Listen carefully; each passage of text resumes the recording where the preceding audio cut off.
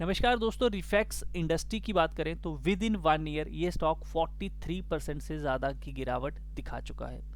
दोस्तों ये stock near around 590 plus का हुआ करता था, जो कि आज 276 का है। तो आप ये कह सकते हो कि 50% से ज़्यादा की गिरावट इस स्टॉक में देखने को मिल चुकी है।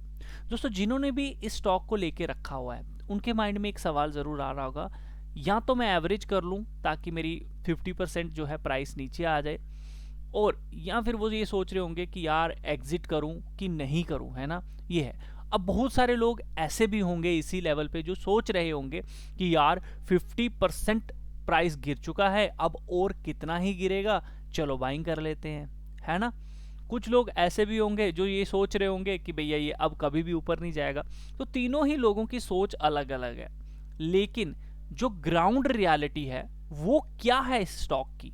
क्या ये स्टॉक यहां से ऊपर की नई जर्नी शुरू करेगा उन लोगों के लिए जो लोग ये सोच रहे हैं कि 50% गिर चुका है, सस्ता है, ले ले, या फिर ये स्टॉक यहां से और भी फॉल करेगा, जिन्होंने ऑलरेडी लेके रखा है और लॉस में चल रहे हैं उन लोगों को और भी लॉस देगा। उस चीज को समझने के लिए आपको इस स्टॉक की ग्राउंड रियलिटी समझनी होगी, इसके फंडामेंटल को समझना होगा, इसके टेक्निकल को समझना होगा।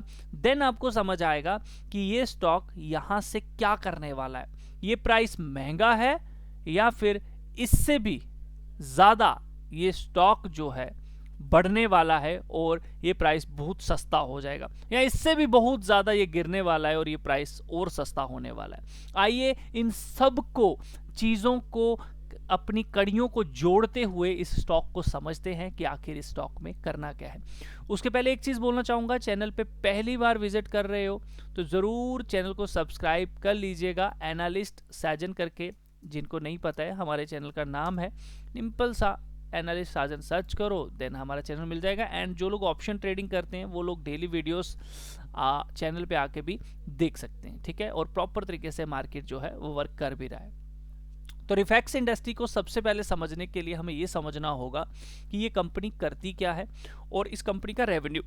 देखो, कामकाज को छोड़ के अगर हम ये देख लें कि भैया इनके ऊपर रेवेन्यू कितना है, मतलब इनका टर्नओवर कितना है, तो इस कंपनी का अगर आप रेवेन्यू देखने की कोशिश करें तो आपको ये दिखेगा कि कंपनी का जो रेवेन्यू है कभी 660 करोड़ था, फिर 632 हुआ, 1629 हुआ, 1382 हुआ, 2467 हुआ। तो रेवेन्यू आहिस्ता आहिस्ता आहिस्ता करके जंप दिखाता जा रहा है, बढ़ता जा रहा है। तो ये बहुत अच्छी है कि कंपनी का बिजनेस जो है ना वो बढ़ता ही जा रहा है, कम नहीं हो रहा है ना, फैल रहा है। नेट प्रॉफिट की बात करें तो नेट प्रॉफिट भी जैसे जैसे बिजनेस का रेवेन्यू बढ़ रहा है वैसे वैसे प्रॉफिट भी बढ़ता जाता है, कम होता जाता है। तो ये भी बहुत अच्छी बात है। देखो, कभी भी ना डी ग्रोथ नहीं होनी चाहिए, ग्रोथ होनी चाहिए ऊपर की तरफ, जैसे मर्जी हो। तो वो हो रही है, थोड़ी उबड़ खाबड़ है लेकिन हो रही है ना, ओवरऑल ओके है। कंपनी की बात करें अर्निंग पर शेयर की, यानी कि एक शेयर के प्राइस पे आपको कितनी अर्निंग मिल रही है विद इन ईयर, तो बहुत अच्छी अर्निंग आपको दे रहा है। कभी 53 की भी दे रहा था, प्लस में है, यही हमारे लिए काफ़ी है। कोई भी स्टॉक की ईपीएस जो है वो प्लस होनी चाहिए, ठीक है। रिटर्न ऑन इक्विटी देखो तो ये भी प्लस में है, बहुत अच्छी बात है। कंपनी के ऊपर कर्जे की बात करें तो 0.16, यानी कि जीरो रिस्क कंपनी है। ये बड़ा प्लस पॉइंट है। किस वजह से? कि कंपनी के ऊपर जो कर्जा है वो बिल्कुल ना के बराबर है। कंपनी चुटकियों में अपना कर्जा जो है वो खत्म कर सकती है अगर करने पे आए तो, ठीक है। और हर बिजनेस में लोन लेके तो काम करते ही हैं, तो वहीं छोटा सा बिल्कुल इन्होंने, मैं कहूँगा बिंदु के बराबर लोन जो है वो लेके रखा हुआ है। अब बात करते हैं कंपनी की इनकम स्टेटमेंट आखिर आ कहाँ से रही है। तो ईयरली बेसिस अगर हम देखें तो मेन सेल्स से ही इनको पैसा आ रहा है, अदर इनकम ज़्यादा नहीं है। तो मतलब इनका जो मेन बिजनेस है जिस पे कंपनी रन हो रही है, जिस मेन ऑब्जेक्टिव के साथ ये कंपनी आई थी, उसी से इनको सबसे ज़्यादा रेवेन्यू हो रहा है। अब क्वार्टरली थोड़ी चीज़ों को समझते हैं। अगर क्वार्टरली बेसिस देखें 527, 717, 627, 383, 426, सेल्स थोड़ी सी कम ज़्यादा हो रही है, ये अच्छी बात नहीं है, इसको ठीक होना ज़रूरी है। अगर पिछले 3 क्वार्टर से देखोगे तो कम ज़्यादा हो रही है। पहले ठीक थी, 527 थी, 717 थी, 600 थी, ये ठीक था। एनुअली बेसिस पे देखोगे तो ये बढ़ रही है, कभी घट रही है। सेम जो मैंने आपको रेवेन्यू बताया ये वही है, ठीक है। लेकिन ओवरऑल सिनेरियो देखो ओके है ना। इसके अलावा अगर हम बात करें कंपनी के नेट प्रॉफिट की तो यहाँ पे 158 करोड़, ये मैंने आपको पहले ही बता दिया। रेवेन्यू ग्रोथ आप देख सकते हो कम हो रही है, ज़्यादा नहीं हो रही है। यहाँ पे ये चीज़ आपको देखने को मिल रही होगी। 3 साल के बेसिस पे देखोगे तो 27% है, 5 सालों की 78 है। तो ये बढ़ रही है ईयरली, अगर आप जितना बड़ा टाइम फ्रेम करोगे ये बढ़ती हुई दिख रही है, तो ये बहुत अच्छी बात है। ऑपरेटिंग प्रॉफिट भी बढ़ रहा है, ये भी बहुत अच्छी बात है। नेट प्रॉफिट भी बढ़ रहा है, ये बहुत अच्छी बात है। यानी कि जैसे जैसे चीज़ें हो रही हैं वैसे वैसे हमें बढ़ोतरी भी देखने को मिल रही है। कैश फ्लो की बात करते हैं तो यहाँ पर कंपनी का जो मार्च 2025 का क्वार्टर ईयर रहा, वहाँ पे नेगेटिविटी देखने को मिली, जो कि सबसे बड़ा एक नेगेटिव पॉइंट है एक कंपनी के लिए। कंपनी का कैश फ्लो ऑपरेटिंग एक्टिविटी कभी भी माइनस में नहीं होना चाहिए, और अगर माइनस में जाता है तो बड़ी जल्दी उसे रिकवर होना चाहिए और वो प्लस में आना चाहिए। तो इस साल का ऑपरेटिंग एक्टिविटी जो है उसके ऊपर ध्यान रखिएगा। अगर माइनस में जाता है तो आपको बड़ा डाउनफॉल और भी स्टॉक में देखने को मिल सकता है। ऐसा क्यों बोल रहा हूँ? इसका ये मतलब होता है कि कंपनी को काम करने में दिक्कत आ रही है, अपने ऑपरेटिंग एक्टिविटी में ही कंपनी जो है पैसा नहीं लगा पा रही है, दिक्कत आ रही है, ठीक है, नहीं हो रहा है उनके पास पैसा, ठीक है। तो इस चीज को ध्यान रखिएगा। इसके अलावा मैं सीधा बैलेंस शीट के ऊपर आना पसंद करूंगा। बैलेंस शीट देखोगे तो रिजर्व एंड सरप्लस बहुत अच्छे तरीके से इंक्रीज हो रहा है, ये बहुत अच्छी बात है। बाकी long term short term borrowing ज़्यादा नहीं है, ये कर्जा है जो मैंने आपको पहले ही बता दिया। ये वैल्यू में था, वो मैंने रेशो में बताया था आप लोगों को। बाकी यहाँ पर अगर आप नीचे की तरफ देखते हो तो आपको एक चीज़ दिखेगी कि कंपनी के जो हैं लोन एंड जो नेट करंट इन्वेस्टमेंट है वो 30 करोड़ की है। इसके अलावा जो मेन चीज़ होती है वो होती है ट्रेड रिसीवेबल और ट्रेड पेएबल। तो इनके ट्रेड पेएबल कितने हैं? 171 करोड़ इन्होंने कर्जा जो है वो देना है। ये कौन सा कर्जा होता है? ये जब वेंडर्स आगे बने होते हैं, बिजनेस कर रही होती है कंपनी, गुड्स वगैरह ले रही होती है अपनी सर्विसेज के लिए, ये वो पैसा है, तो ये उनको आगे देना है, ठीक है। तो अब इनके पास भी पैसा आता होता है, कुछ लोगों का इनके पास भी फंसा होगा, तो 676 करोड़ इनके पास आने हैं। ये बहुत अच्छी बात है कि इनका ना पैसा जो है बाहर से आने वाला ज़्यादा है, देने वाला देनदारी कम है, लेनदारी ज़्यादा है, तो ये बहुत अच्छी बात है। इसके अलावा कैश एंड इक्विवेलेंट 352 करोड़ का है, शॉर्ट टर्म एडवांस लोन कुछ भी नहीं है। तो भैया बैलेंस शीट से कंपनी कैश रिच है, कोई दिक्कत वाली बात नहीं है। ओवरऑल सिनेरियो कंपनी का जो है वो प्लस में है, कोई प्रॉब्लम नहीं है। एक चीज को छोड़ के वो है कैश फ्लो। अब आप बोलोगे यार एक कैश फ्लो से क्या होता है? देखो कैश फ्लो ही बहुत ज़रूरी होता है। कंपनी प्रॉफिट दिखा सकती है लेकिन कैश फ्लो को दिखाना बहुत ज़रूरी है। तो यहाँ पे होता क्या है, कई बार कंपनी प्रॉफिट तो दिखा देती है लेकिन वो पैसा आया नहीं होता, बाद में बोल देते हैं कि आया नहीं, फंस गया, ये हो गया। तो कैश फ्लो इसीलिए हमारे लिए इंपॉर्टेंट होता है ना। तो अब यहाँ पे बैलेंस शीट अगर इस साल दिखाई है रिजर्व एंड सरप्लस, तो अगले साल भैया कम भी कर सकते हैं, यहाँ से डबल कर सकते हैं तो कम भी कर सकते हैं, दिखाना ही है ना। तो कैश फ्लो बहुत इंपॉर्टेंट होता है, इसीलिए थोड़ा सा इस चीज़ के ऊपर ध्यान दीजिएगा। बाकी ओवरऑल ओके है। अगर कैश फ्लो भी प्लस में आ जाता है इस साल तो समझ लो सोने पे सुहागा है ये स्टॉक जिस लेवल पे अभी है। लेकिन मार्केट में बहुत ऐसे स्टॉक हैं जो कि अच्छे लेवल पे हैं, लेकिन उसका ये मतलब नहीं है कि हम उसमें इन्वेस्टमेंट कर लें। थोड़ी सी चीज़ों के ऊपर ध्यान देना है इसमें इन्वेस्टमेंट के पहले कि इसमें और कौन इन्वेस्टर है। प्रमोटर देखोगे तो यहाँ पे 55% के करीब है और थोड़ा थोड़ा वो माल खरीद भी रहा है, पहले 53 था 55 हो गया।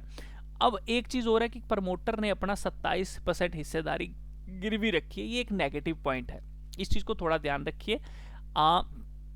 कुछ लोग इसे अच्छा नहीं मानते हैं क्योंकि आप कह लो कि आपके पास बिजनेस है, आपने गिरवी रख दी वो चीज़ और उसके बदले पैसे ले लिए, तो ये उसको बोला जाता है प्लेज करना शेयर को, ठीक है।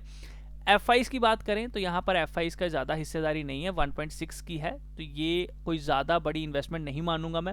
DIS भी ज़्यादा नहीं है, बाकी माल सारा पब्लिक के पास है, और अदर आप कह सकते हो म्यूचुअल फंड वगैरह जो होते हैं, बड़े बड़े कुछ और प्लेयर्स होते हैं उनके पास भी है। तो ये आप कह सकते हो एक बड़ी वैल्यू अदर के पास है प्रमोटर के अलावा। प्रमोटर होता है ऑनर। तो ओवरऑल मैं बोलूँगा कि जो होल्डिंग है गुड है, मैं वेरी गुड नहीं बोलूँगा, कहते हैं ना एवरेज, ये वो होल्डिंग है, ठीक है, ये बात ध्यान रखिएगा। तो बुरी भी नहीं है, मैं ये नहीं बोलूंगा बहुत बुरी है, नहीं, अच्छी बोलूंगा लेकिन ज्यादा अच्छी नहीं बोलूंगा, बोलूंगा ओके है ना, इन्वेस्टमेंट के लिए ओके है। आप बोलो बहुत अच्छी इन्वेस्टमेंट है इसके बेसिस पे, तो नहीं, ठीक है। तो ये चीज है। तो पूरा जो सार अभी तक निकल कर आया वो ये कहता है कि everything is okay, holding is okay, ठीक है ना, वेरी गुड नहीं बोलूंगा, ओके है। सिर्फ एक कैश फ्लो में थोड़ी सी दिक्कत है, वो प्लस में आ जाए तो बहुत अच्छी बात है। अब बात करते हैं एज पर टेक्निकल ये स्टॉक जब तक 376 के ऊपर नहीं निकलता है आपको बड़ा मूव नहीं देखने को मिलेगा। दूसरी चीज मैं बता दूं कि एज पर टेक्निकल ये स्टॉक एक चैनल पैटर्न में आ चुका है, आपको देखने को मिल भी रहा होगा। जब तक इसके अंदर है तब तक आपको बड़ा मूव नहीं देखने को मिलने वाला।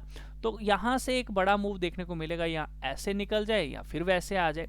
तो अपने ऊपर की साइड 376 एक रेजिस्टेंस जोन है, यहां पर आपको या तो बाइंग देखने को मिल जाएगी ऊपर की तरफ, या फिर सेलिंग देखने को मिलेगी। ठीक है, यहां से ऊपर निकलेगा तो 530 के टारगेट देगा, एंड इसके ऊपर अगर ये सस्टेन हो गया तो इसमें फिर से एक अप ट्रेंड आ जाएगा।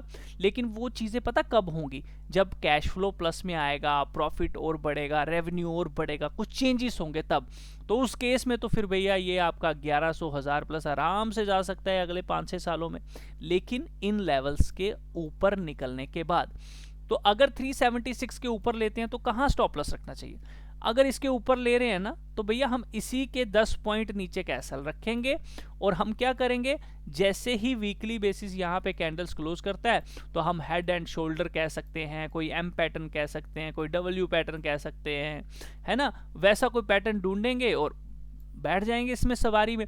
इसके ऊपर निकला तो वन डे के बाद हम एक वन डे की ट्रेंड लाइन ड्रॉ कर लेंगे, जैसे ही ब्रेकआउट देगा हम ले लेंगे और 376 370 का मैक्सिमम स्टॉप लॉस लगाएंगे, इससे बड़ा स्टॉप लॉस लगाने की जरूरत नहीं है। जब हमने लेवल ही मार्क किया है कि इसके ऊपर करना है तो इसके नीचे ज्यादा एसएल क्यों लगाना है?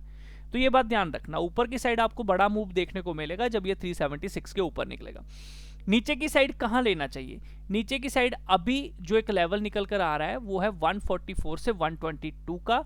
तो हड़बड़ी में अभी नहीं ले लेना है, क्योंकि इसका कैश फ्लो भी बिगड़ा हुआ है।